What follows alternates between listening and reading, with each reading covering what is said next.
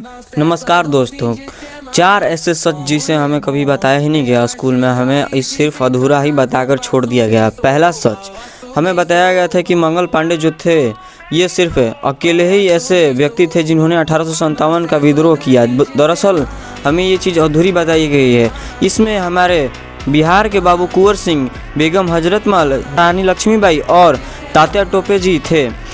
सच number 2, हमें ये बताया गया था कि 1857 का जो विद्रोह है वो एक सिपाही विद्रोह है। दरअसल ये बात एक अधूरी ही है।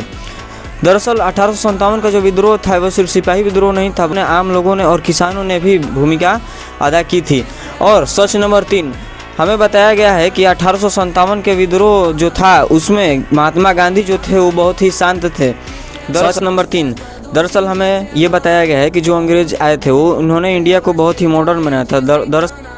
दरअसल बात यह है कि जो अंग्रेज आए उन्होंने सिर्फ अपने फ़ायदे के लिए ही इंडिया को मॉडर्न बनाने के लिए काम किया था।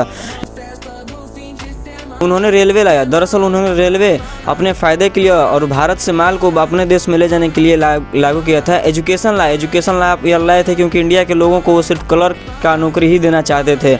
और उन्होंने यहाँ पर जितने भी उद्योग और फैक्ट्रियाँ लगाई वो सिर्फ अपने फ़ायदे के लिए ही लगाई थी। सच नंबर 4, बोला जाता है कि जो महात्मा गांधी जी थे वो अंग्रेज़ों के साथ भी बहुत अच्छे से और शांत तरह से पेश आते थे और उन्होंने अंग्रेज़ों के खिलाफ कुछ भी विद्रोह नहीं किया। दरअसल सच ये है कि महात्मा गांधी जी ने अंग्रेज़ों के खिलाफ non cooperation movement, quite India movement और सिविल डिसोबीडियंस मूवमेंट का आंदोलन किया था।